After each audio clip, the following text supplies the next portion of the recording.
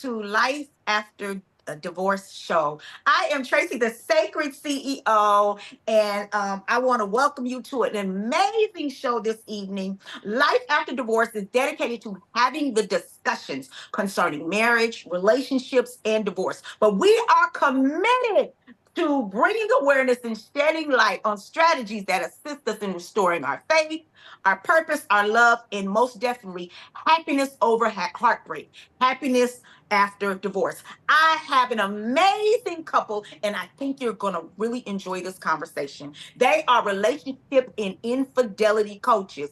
Okay. I had the beauty of meeting Miss Danielle at a summit, and she sat next to me, and we instantly started talking and hitting it off. And she said, I'm an infidelity coach. I said, oh, I have to have you on the show. So welcome, Danielle and Hasani. How are you? Fantastic. It's good to see you again. Sometimes it's just fate, right? I was actually looking for my husband at the moment, and I just said, let me just take this seat right now. And I sat right next to you. So this was definitely meant to be. It really was. It really was. So let's tell us a little about who you are. How did you become the relationship and infidelity coaches and come up with the Couples Academy? Absolutely. So we're Couples Academy. We are an infidelity recovery organization, and we this is what we specialize in. But we started out simply wanting to repair our own marriage. We were struggling. We were going through it. We were about to throw in the towel and call it quits. And we were just thinking, what is the point of all this? We had decided we were just going to go half on babies, half on bills, and see where this ended up. And we said, let's just give it one more chance, and became marriage and family coaches for our own selves. This was not, it wasn't intended for us to do that. We just wanted the education because we thought, I mean, this is a God idea, so it must be a good idea. So let's go figure out how we're really supposed to do this. And when we did that, we noticed a big change in our own relationship, and we started to actually have conversations with friends and family, and we were serving their relationships. And it kind of just parlayed into the Couples Academy over time. Yeah, it started off as a social gathering just to empower couples. But we realized, wait a minute, we have something here. We have a calling, we have a passion and a purpose. So we decided to do it full-time and professionally, and added more certifications and things of that nature. And so once we came down to Atlanta, it was during that time that we kind of rebranded into Couples Academy. And our main focus was infidelity, because so many couples were coming to us who have experienced it in the marriage, and we didn't know how to address that. So that's when we got further training, and now that's become our niche. So 95% of the couples that we work with are either couples in crisis, those on the verge of divorce, or those impacted by an affair and trying to figure out how to navigate through that. Yeah. Wow. Yeah. Wow. So how long have you been married? 20 years. 22 years. 21 years. 21. It'll be 22 this October. Yeah. It's been so long, we forget. No, Hasani had all his money. I mean, don't play. He said, counts the we seconds. worked on this for 22 years. We claiming all 22. I hear you, brother. Okay. So let's talk a little bit about what are some of your values concerning marriage? Because I heard you say, Danielle, that you said, hey, we went half on everything. How do we work this out? And I do feel like people throw in the towel sometimes too early without doing the work. I know personally, leaving a marriage, I was, doing everything to work on it. I went from my last ditch effort was marriage counseling, and come on, let's do the work. And when my then husband didn't want to complete the marriage counseling, it was really nothing left for me to do. So talk a little bit about some of your values concerning marriage. This is a question or a conversation we have with our couples all the time, because if you work for any company, organization, or whatever, that institution, they have codes of ethics, right? Code of conduct. And so what it does is it helps create the culture that you operate in within that workspace. And so as a couple, you need to have the same thing. So the things that we value, I mean, there's a few. Number one, faith. which is critically important because we believe that God is the foundation, the crux, and the core of our union. Because if we didn't have him, we wouldn't be together 22 years later. That's number one. But we also value family. We value fitness, right? We value having fun, the importance of having date nights and engaging in recreational companionship, but also engaging in conversation, intimate conversation where we can connect and really develop the relationship within the marriage. I think many people make marriage and relationships synonymous, and they're two completely different things. Your Oh, marriage focuses on your partnership, right? That is your ability to generate income for the household, managing the finances, parenting the children. But then your relationship represents your companionship. That's the heartfelt connection between the two of them. So we've prioritized both, understanding that they're completely different, but both essential to a successful union. Agreed. And the only thing I want to add is because Tracy, you said something important. You said people throw in the towel too soon. And I think it's because we come into the relationship with two completely different sets of values, two totally different value systems. And we don't realize that we have to merge those together in order to have a successful relationship. And so that's the big conflict. I believe what I believe, you believe what you believe, and we're just going to agree to disagree. And that's not a way to become one. So when we figured that part out, we were able to merge our values. And that's a discussion, right? To really figure out, where do we agree? Where can we build from here? And that's when really everything turned around for us, because now we're standing on the same foundation and we can move forward with that. Let me just say this one thing. Danielle talks about marinade, like the family marinade that we all come from. We've been raised, trained, and acculturated in a different way of thinking, a communication style, emotional reactions and behaviors.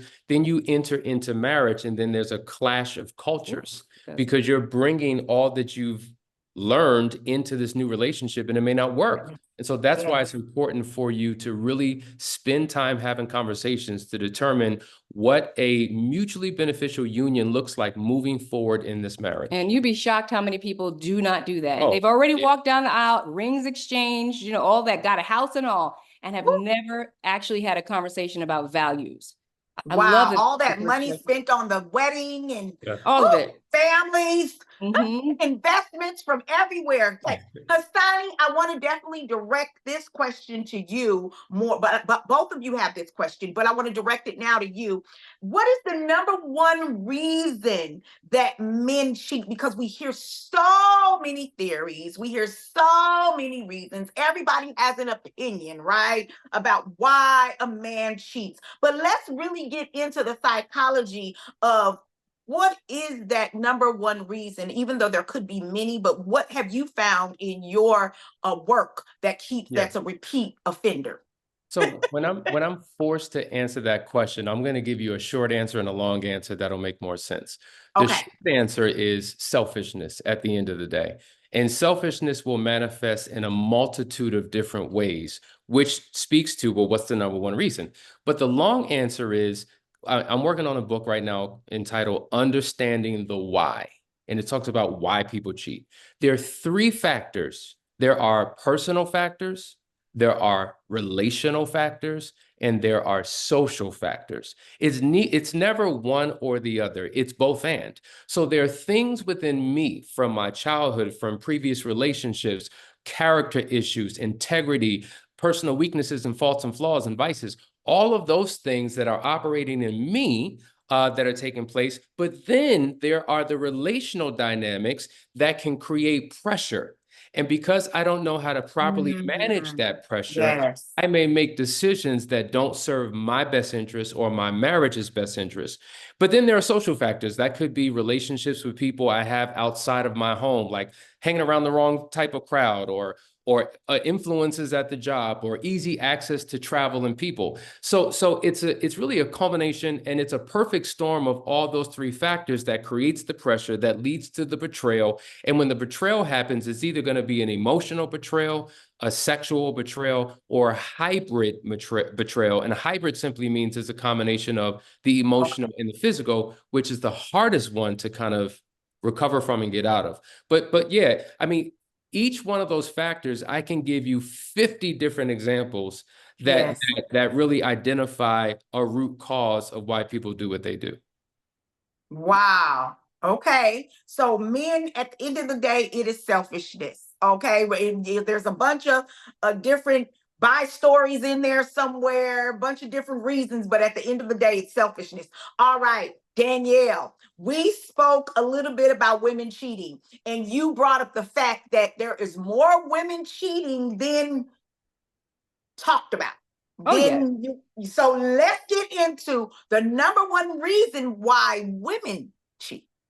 So, I mean, what Hasani just explained to you isn't based on male or female, right? It's the same. It goes for both ways. However, I think there is a little bit of a different driver for women because we tend to seek out emotional fulfillment and connection, right? Yes. And so whether it's because of the environment or whether it's because of my own relational issues or whether it is basically whatever the circumstance is, I'm seeking that relationship. I'm seeking that connection. And oftentimes we're blaming our spouse and saying, hey, it's because I'm not getting what I need from him. It's the reason why I'm stepping out. The reality is that society has changed for women, and we are out here in the workforce. We are out here being acknowledged and being bosses out in the world. And then we come home, and sometimes we're dealing with a spouse that either has not found his position, right? And so there's some envy there and disconnect there, or we're dealing with a competitive environment at home. And whenever you have competition at home, you have zero oneness, there's no connection, and both of them are going in two opposite directions. And so when you don't have oneness in the home, and when you have that spirit and energy of competition, especially when you're a boss woman, and a lot of us out here are killing it, right? Yes. There is a disconnect in the intimacy and connection. I can't connect with you as my wife because you're a boss and you come home bossing at home because it's our role, it's our domain, right? We run the household, right? So now I'm bossing at home, I'm bossing at work, and this husband doesn't know how to connect to me. And so we start to go out and find connection out in the world. None of that makes it the spouse's fault. It all falls back on the wife not knowing how to manage her own emotions. But that's one of the reasons and one of the drivers why women are stepping out more now than ever. So stepping out, is that looked at as a form of fulfillment? Is that what I'm hearing here? I think, it is a form of fulfillment. It's a false form of fulfillment, right? Because it never works and never lasts. But what it is that if I can't come to my house and I can't feel connection, I don't have a place to land at home. Remember, the roles are shifting. It was the other way around. The husband was coming home. I was catering to the husband back in the Stepford Wives days, right? Yes. And he was getting his meal and I'm handing him his newspaper. Those roles have shifted. Now it's boss lady going out. She's making the money. She's coming home. And the husband is still needing. And so often because of that, because the husband is still needing, because nothing's changed about the male need, physical and all the other things. Right. Oftentimes a wife has no place where she's being served. And so she'll use that as an excuse to go seek fulfillment elsewhere where her obligation isn't to the other man. All she's going to get from him is being wined, dined, taken care of, all those things. At home, her husband is work. So it is a form of seeking fulfillment. And then to add to that, there are many couples where the husband is making more money, but he's gone a lot, right? So much time has been dedicated to the work that she's home by herself, wanting to connect with someone, and it's not her husband. And so that creates a vulnerability within her to do what she does. And so all of this, that's why it's such it's so many things. Yeah. But, in terms of why people cheat also, yes, you're seeking fulfillment, but you also may be looking to escape from your reality. It's a form of escapism. Like the whole idea of, I don't want to come home because I know I got to deal with what I deal with this woman, or dealing with the kids, or dealing with the bills, or all of the decisions I have to make. I just want to connect with someone where I don't have to make life decisions. I don't have to have deep conversations. It's someone who I can talk to where it's just easy. And so because of women entering into the workforce and social media, men and women have close proximity in ways that they never had before. And so there's been an evolution of infidelity where it was more transactional at one point. Now it's more relational. Through social media. And because we don't have proper boundaries in our marriage, she's just a friend. She's just a colleague. She's just someone I see at the gym. That becomes the cover. And now that goes back to the values. That goes back to the values because see, a lot of folks don't recognize the need to establish values around relationships, outside relationships. They think it's cool. Hey, I came in with these friends. I'm gonna stick with these friends. Sometimes the friends you come into a relationship with need to go in order for you to have the relationship that you desire. Honey, Friends will be you the better same say ones that. to lead you outside your marriage. Yes, yes, I love it. Okay, now let's talk about, it's something you brought up. You said that women now are in the workforce and they're, they're bossing up, at work, and then they come home and they possibly are not fulfilling the needs of the marriage, right? Now, what about those who understand their role as a wife and understand their role at work, and they have a well-balanced life doing that? They can come home, they can be a wife, they can also cater to the marriage, cater to their husband, and be there. And then you have a form of where, even though she can do those things, the man still feels emasculated. What about those situations? I've actually experienced some people who have had that situation. Well, He loves the wife and he loves the marriage, but he just feels he can't feel, he doesn't understand his role now. yeah. So I wrote a book some Good. time ago, and it's entitled "Why We Hate Black Women and Why We Should Love Them." Ooh, And there's a chapter in that book where I kind of unpack the challenges that couples have when a woman is now bossing up or working in corporate America. And there's three contributing factors that they both bring into the relationship that can cause a problem. I'm not going to deal with the women's now, we'll deal with the men's. Sometimes men look at their spouse through a lens of inadequacy, because they're okay. looking at, as they look at her success, it's a reminder of what he may have failed to do in his own life. And so Okay. there's this comparison, right? And so a lot of times men can't handle that because that's the role that they're supposed to be in. They're supposed to be the provider. They may have an old, antiquated, archaic view of masculinity and Mhm. femininity and the roles that play out in relationships. And oftentimes that causes the problem. So it's not necessarily all the time a woman trying to one up her husband, talking about, this is what I bring to the table, what do you bring to the table? But it's his own insecurities that get in the way. And so a lot of times, if a woman is making more money, but we as men are taught that we're supposed to be the providers, I Right. feel like I can't be a man in this relationship. So check this out. The girl at the job, couple years younger, a little bit needy, I can fulfill my manhood, or I can feel like a man because I'm able to do for her what I cannot do for my wife. If I give her a couple dollars, I'm able to be a provider. If she needs me to walk her to her car and, when she gets off the shift, I'm able to be a protector. My strong, independent wife doesn't need that. So I feel like I can't be what I was designed to be in this dynamic. And those are some of the contributing factors that we deal with when we deal with these couples. I love that he actually was able to articulate that, because this is something that is hard for men to express and share this truth with women. And women Yes. need to understand that this is how they actually are feeling inside. I'm so strong. I'm so bossed up that my husband no longer feels like there's a place. You don't even need me. And he talking about the lady at the job who's like the secretary making, $12 an hour and needs help. He gets to be the hero. That hero Right. syndrome kicks in, and he could do that with her because he can't do it with you. So it's another door that leads to infidelity. Mm, mm. Okay, so when we're in those dynamics of a marriage where, she is making more money, she does have some status out and some success out in the world, but this success should be reflecting them both. And when it doesn't, and he's not feeling like he's adequate in the marriage, at that point, what do they need to do to make that work? Let's talk about that. Well, one thing that I do need to say is that what needs to be understood is what marriage really is, right?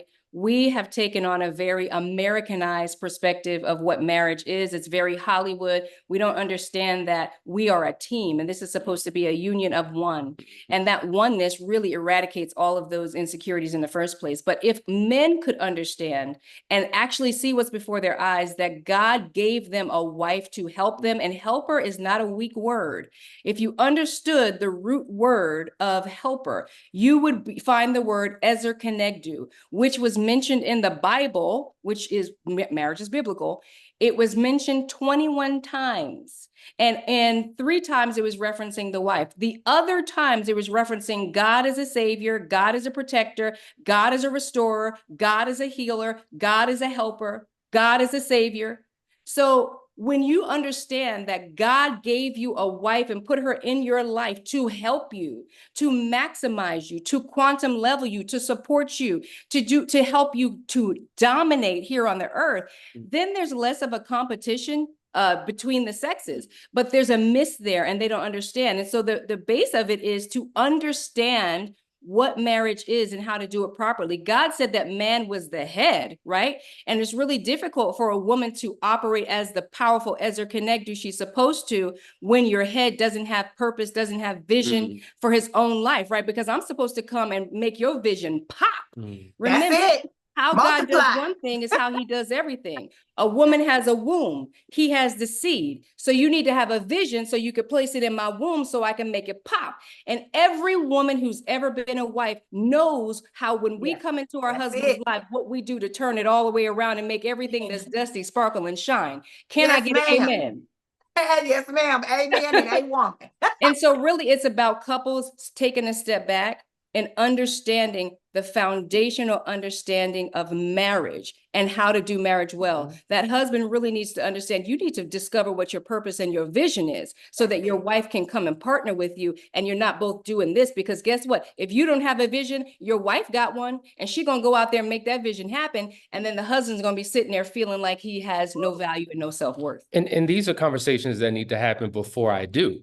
See, most people get into relationships based upon 2 things: physical attraction and emotional desirability. So if you look good and you make me feel good, then it's all good. Let's get married. But that's all they have. There's no purpose. See, there are the benefits of marriage, which is great sex, communication, enjoying time together. But then there's the purpose for your marriage. And if you haven't discovered what that is and tapped into the power of your partnership, it's going to be a problem. So if all I do is recognize Danielle's beauty and her body, but don't tap into her brilliance, then I'm not able to come together as a team, as one, because it's not the team of me anymore. It's the team of we. And we have to figure out what we're going to do. So getting back specifically to the question, when say the wife is bossing and she's making more money and the husband may not, how do we overcome that issue? It comes through communication. You have to continue to communicate and realize that at the end of the day, there's a brilliance that she brings to this union. There's a brilliance that I bring to this union, and we should both be individually expanding because it contributes to the collective whole. And so I'm not going to be jealous of you because of your success. Her success in her life and the fact that I saw something in the very beginning speaks to my ability to properly select. Why would I feel like intimidated? Why would I feel like I have to be in competition with someone who's on the same team as me? Say that loud, honey, for the people in the back. Because listen, what that sounds like, Hasani, is a secure man, and a man that has direction and understands, like Danielle said, the purpose of the marriage. I need some clappers or something for that that expression. That was beautiful. Thank you. Okay, now have you ever dealt with infidelity in your marriage? No, we've never had infidelity in our marriage. A lot of people ask us that question. And the reason why we specialize in it is because we decided to get certification in that area because all of our couples were dealing with that. Okay. And so, unfortunately, you have too many people going to the wrong people seeking the right advice. And we wanted to make sure that we were skilled, trained, certified to kind of navigate through those type of issues. And as a result of that, we're able to have the practice that we have. And I have to add, because Hasani and I slightly differ on this, because, there are so many different forms of infidelity, right? We That was always my think of next question, Danielle. My uh-huh. next question was to add how many forms of infidelity is it? Because I just heard one. There's like a social media cheating or infidelity, and I was like, "Whoa, this thing's getting deep." So, can you give Yes. us a list of these different, infidelity Well, first of pieces all, here? they keep creating new ones, okay? Okay, And so when you're talking about infidelity, there you made vows when you came into your marriage. You made vows, okay? So you vowed to protect me in sickness and in health, provide for me. You vowed to do a lot of things. If you break those vows, that's an infidelity. So you could okay, just run a whole list of infidelities. Hassani and I were about to throw in the towel because we were struggling financially, we were disconnected emotionally, we weren't having any sex. We were turning our attention outward to other people who were piquing our interest because their conversations were better. So no, we were never sexually unfaithful. But what we realized is that we were the grown-ups in the room, right? Everybody around us was falling into sexual infidelity and other wow, crazy forms. And we were sitting around like, hold up, we figured out how to not do this. We were almost there. We were almost at the point of divorce, but we figured out how to not to do this. So we're the grown-ups. Let the grown-ups stand up and tell the kids what to do. But there are many, many forms of infidelity. Financial infidelity is a huge one. And that shows up in many different forms too, where not only are you maybe spending money and hiding money and all of that, but also just not providing. If I marry you and you're supposed to be my provider and you're not doing that, that's an infidelity. There is emotional infidelity. People think just because I didn't touch you and have sex with you, I wasn't unfaithful. But if you have an emotional connection to another woman, if you spend all your time wrapped up in her thoughts and what she's concerned about, and she's wrapped up in what you're concerned about, that is an emotional infidelity. And for some people, that hurts 10 times worse than even a sexual infidelity. That's a fact. That's a fact. Mhm. And I think that most people aren't familiar with what an emotional affair actually is. And so they may not realize that they're actually in it. And then when you go to counseling, you realize how devastating just conversations were between you and somebody else. And Yes. there's a whole Host. there's a host of things. So the rebuilding process is just as intense when there's no touch as opposed to when there is. Because at the end of the day, what's worse? Forbidden love or stolen desire? Like if forbidden sex or stolen love, that's what it is. If I have a passion for someone and I'm yearning and desiring to be with someone, but we never physically touch, versus I have physical sex, but for me, it was just sex and I'll move on. Which is worse? It depends on who you're talking to. It depends on the relationship. Right. The point is, it both lands the same way, hard, and the recovery process takes some time. So there's intimacy and emotions. That's what I've learned. So that's many times why the emotional infidelity can hit so hard, because there is a great intimacy going on there through conversation and desire, as you expressed, Hasani. Can we name some other infidelities? You mentioned Well, there are five different types of affairs. Number one, you okay. have what is called the one night stand. The one night stand is I went away on a business trip, or what happens in Vegas stays in Vegas. I met somebody at the bar. It was just physical. We had an interaction, never saw each other again. That's all it was. It was physical. Then you have emotional entanglement, which we just established. And that happens when you're in close proximity to someone long enough, whether you're working with them, whether they're the person who bags your groceries in aisle 3 every time you go to the supermarket, whether you see them 2-3 times a week at the gym. That's more emotional. Then you have what is called sexual compulsion. What is that? That means when there's a sexual drive, an insatiable desire that cannot be fixed or met by one person alone. And so that drive leads you out in areas and places and spaces where you constantly betray your spouse. So we see a string of women or men in that type of scenario.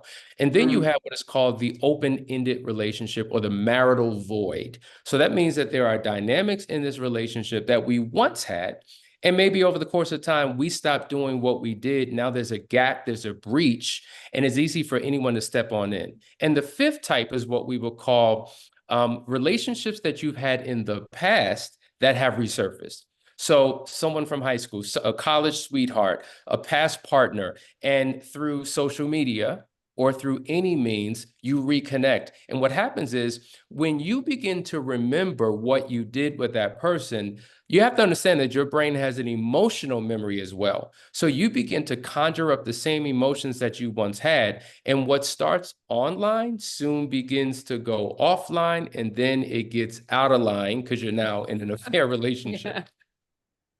Yeah. Okay. Okay. Now I want to ask, how do the children deal with the infidelity of their parents of a marriage? Well, What are some of the things that you've seen in your work? well, that depends on how the parents deal with the It does. infidelity.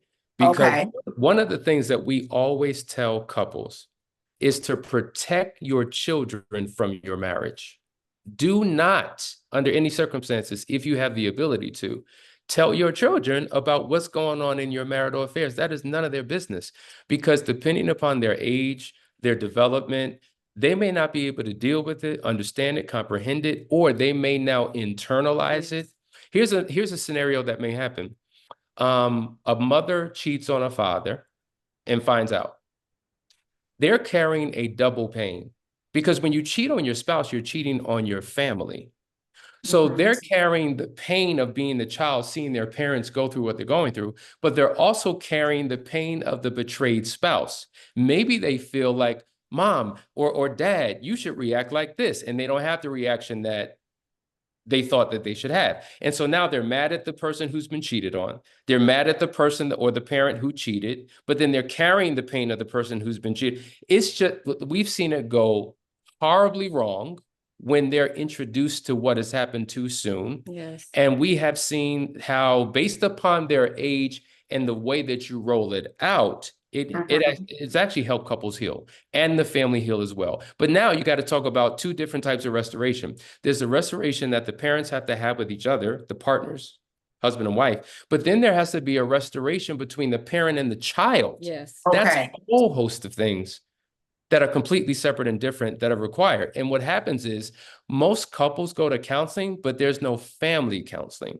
And so one of the Right. questions that we just had from one of our clients is, hey, do you have somebody that can help us with our children? Because we're struggling, because one of the parents or the partners, the children have basically ganged up against the mother, Right. the mom, the wife, because of her betrayals. So those are things that we kind of navigate couples through as well. Mhm. That's really good, because you brought up the very important point. When a parent is cheating, they are not just cheating on the spouse, they are cheating on the family. Yes, Yes. ma'am. The family. And I Absolutely. think that part is left out. And Absolutely. also it will like listen, children learn by observation and participation. So whatever they saw in their household, it's not a matter of right or wrong. It's a matter of what I've been exposed to. And so when they become adults and enter into adult relationships, oftentimes they make the same mistakes that have been modeled for them. We see this all the time. Mhm. So you're leaving a legacy. See, we think leaving a legacy for your children is leaving money, leaving house, leaving possessions. No, you leave a legacy of behavior, character, Yes. integrity, or the lack thereof, There's a because love they have a legacy. front row seat to your life. Yes. Mm-hmm. That- Yes. I love it. I love it. Okay. Danielle, how do you and Hasani deal with growing individually while still, being autonomous, but still being a union?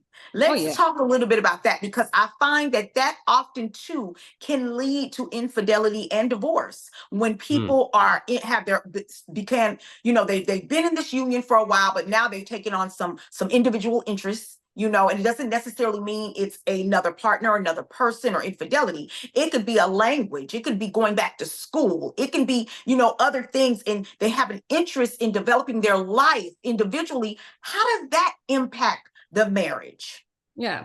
Well, we do a lot. I mean, we focus on our own personal development as a rule of thumb. It's the lifestyle that we live. We believe that in order for you to have a powerful, recovered marriage, you actually have to work on your own individual recovery. So Hasani and I work very diligently to develop ourselves in different ways. What I'm hearing you talk about is when somebody steps outside of their marriage and they want to go do their own thing. They want to take language on, and they start to connect with other people.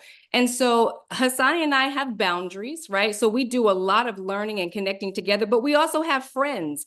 The boundaries that we've set around our marriage to ensure that some of those things don't happen is that we agree about the relationships that we both have.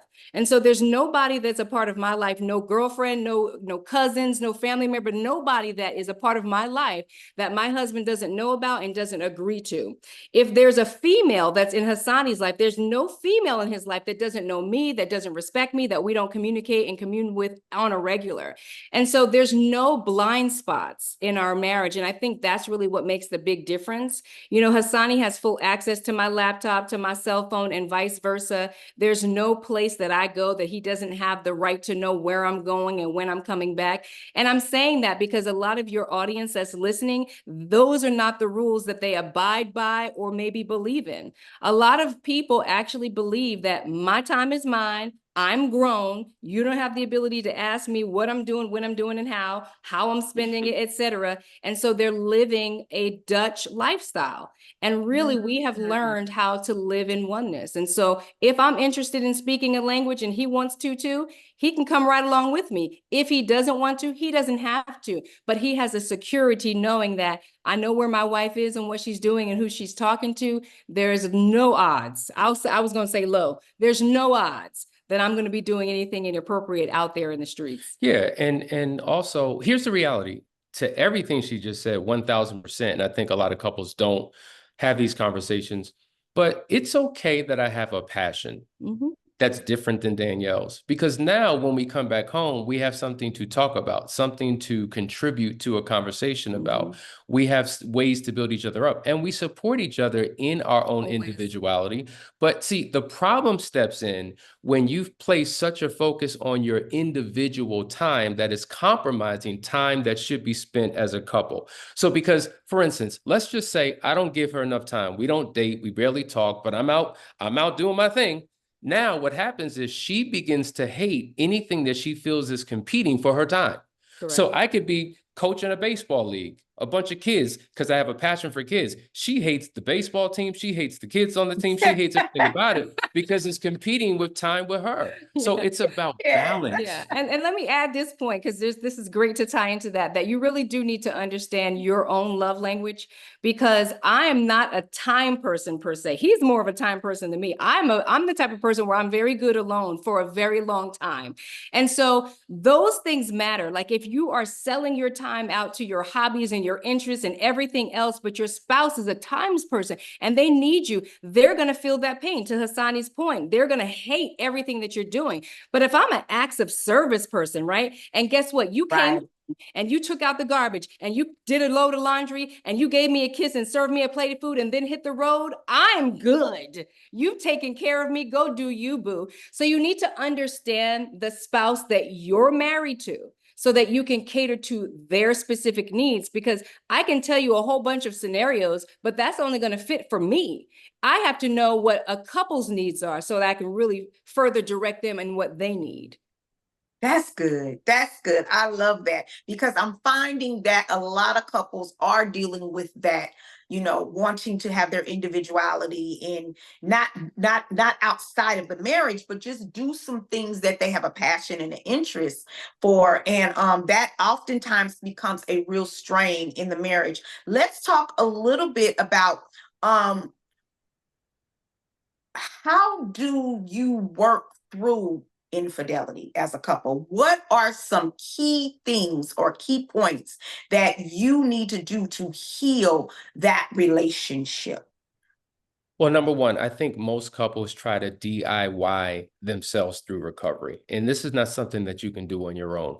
And the perfect example I give is this. If you've ever been on a plane before, I don't care where you're leaving and where you're going. Let's say we're leaving from Atlanta and going to LA. When that plane lifts off of the ground, 90% of its journey is off course. The only way that it gets to its final destination, which is LA, is because there's a radar system, a navigation system guiding them through that process. Without it, that plane will wind up in Timbuktu somewhere, right? And I think oftentimes couples attempt to do it on their own. We don't need to go to counseling. Let's read a book. Let's have conversations. We know what to do. And they may have the best of intentions, but the road to hell has been paved with good intentions. So number one, you have to seek professional help from people who are skilled and trained and experienced in working through it. And then they will guide you through all the necessary steps. So we take a three-pronged approach with the couples we work with. We focus on your marital recovery, your individual recovery, and the affair recovery. Now, specific to the affair, there are 6 specific steps that you have to go through. And if you go through these steps out of order, if you skip these steps, if you're not conscious of what these steps are, you will find yourself still trapped in the pit of your pain, not being able to recover. What I heard is do the work. Well, for sure. Because it Breaking it will down, only do the work work. if you work it. That's right. Yeah, Do the that's work. it. When does it become impossible for a couple to work it out? So, I mean, here's the deal. It only takes one person to turn the entire marriage around. We think that if 2 people don't come to the table at the same time, all is lost. It really only takes one. So if you're in a marriage that is broken and all hell has broken out, I don't care what's going on. If you get yourself into a process and get some support, you can begin to turn it around. That's number one. Number two, when the couple comes together, and they've learned all the things, and one person or both people still will not do right. I believe after a while, it is disrespectful to all of your God-given senses, your eyes, your sense, your smell, your intuition, and everything else, if you continue to look past the actions that your spouse keeps displaying. We have had couples that have come to us after 14, 15, 16 infidelities asking us, can you help us fix this infidelity? You understand? And so there is a limit, but when you as long as you have 2 people that are willing to come together to do the work and stay in a process, I think it's really important for them to stay. We work with couples that go through the process and they are turned upside down, because when you come to Couples Academy, you actually experience an intense experience. It's like you're bleeding and you go into triage and we stop all the bleeding. But after the bleeding has stopped and then you got to go home, you're going back into your environment, you're going back into your routine, you're going back into everything that is comfortable and that you are familiar with. And 9 times out of 10, odds are you'll go back to your habits.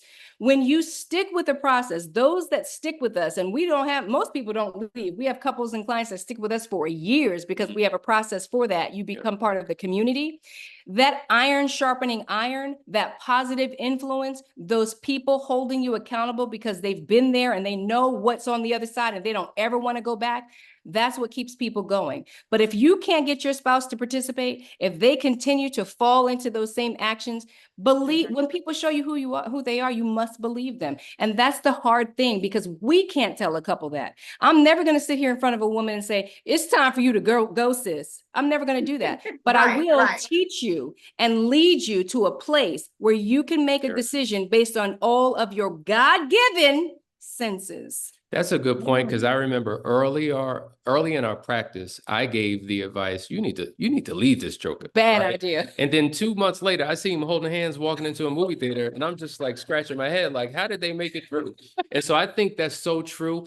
Here's the sad part. So many people go to marriage counselors seeking counsel and advice and are instructed to divorce, which is insane. And to Danielle's point, it's not our job to tell you what to do. It's our job to place you on a path.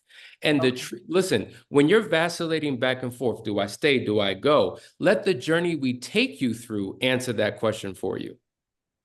I love that. Something you said, Danielle, this is my last question. Something you said that if one person begins to do the work and they're promising in it, they're on it, that they can turn that marriage around. I personally don't believe that. And I'm going to tell you why. Because I felt like that in my marriage, and there wasn't any physical infidelity that I know of. However, I was, doing the marriage counseling, I was doing the work, I was doing the assignments, I was doing the homework, and I had a situation where my spouse was not like it just we could not gel it back together no matter how much I tried. So how did you come up with that theory that if one person is doing the work, they can turn the whole marriage around? Yeah, thank you for that question. I mean, this is why we say that nothing's cookie cutter, right? This is you giving your marriage its best chance to turn it around. Sometimes, no matter what you do, you're never going to convince your spouse to come into to therapy. It doesn't matter how many times you say it, but you can put yourself through a process and then start to exhibit changes and be a witness in your marriage. And when they see you changing, it can turn them into changing. It's exactly what happened with me, actually. With Hasani and I, when I was ready to call it quits and I was done with a capital D and a capital E at the end, and I was not interested in anything Hasani was coming to the table with. I could care less. I was just waiting it out to see, when can I get strong enough? When can these babies get big enough so I can get out of here? And Hasani was consistent. He started going through a process, bringing homework home, putting things on a VCR for me to see. I didn't age myself with saying VCR, putting things on the VCR for me to see. And after a while, when I started to see, he used to be super critical. He would call himself the verbal assassin. And I started to see he was not critical. He stopped talking to me a certain kind of way. And I noticed his change. When I noticed his change and it was consistent, and that's the key, then I looked up and I said, you know what? Wow, like maybe there's something I can do about myself. So we do have a process for couples who are struggling in that way, who only one spouse is willing to do something, and we take them through a process, and countless relationships have been saved because one person did the work and was a witness in their marriage, and it turned the other person around. Yeah. But does that fit for every relationship? No, because you have free will and every relationship has its own dynamics, and it's just not going to work for everybody. Just like everything we said today isn't going to work for everybody. It really does depend on the relationship. And in closing, to complete the thought, I think what Danielle is saying, it takes one to initiate. What happens is most couples are saying, well, if we can't go to couples counseling together, then I'm not going to do nothing. She's obviously not doing nothing. And no one does anything. And then it goes downhill. It takes one person dedicated and committed. And hopefully it will influence that other person like it did in our case and like it did in so many other couples that we work with. Because here's the tricky thing about it. Oftentimes we may want the same thing, but at different times. So when you're fighting for this marriage, I'm not interested. And then as soon as you give up, then I shift into gears and now I want it. And our timing oftentimes is very off. And it's about finding that timing to get on a page together and to take the journey till it leads to your healing. And we are living, breathing examples of it and want to give that level of hope and inspiration to other couples to say that you can make it as well. Absolutely. I love it. I love it. I want to thank both of you for being here, being present, giving us your wisdom, giving us your information. Tell us more how we can find you. You can go to couplesacademy.org. That's couplesacademy.org to find out more about us. Also, you can follow us on or subscribe to our channel, Couples Academy on YouTube. Danielle, tell them about your channel also. You can also subscribe to the Suitable Help Her podcast, where we help the wives to rediscover their purpose and passion in marriage, family, and business. And that's on YouTube as well. And Instagram, of course, at Hasani Pettiford, at Coach Dani Pettiford. At Coach Dani Pettiford. Now, the beautiful thing about this that I love, this is the Life After Divorce show. So we believe in happiness over heartbreak. But you know, if you are having heartbreak within marriage, okay, and before you decide to go into divorce court, go ahead and get the help that you need. Do the work. They've laid out the blueprint, so much information on how we can avoid that hardship of divorce. If all else fails, there is always happiness over heartbreak, and there's still life after divorce. I am Tracy, the Sacred CEO. Thank you for being here. Be sure to like, share, and subscribe to our channel right here, and go ahead and visit us at lifeafterdivorce.com. Peace and blessings.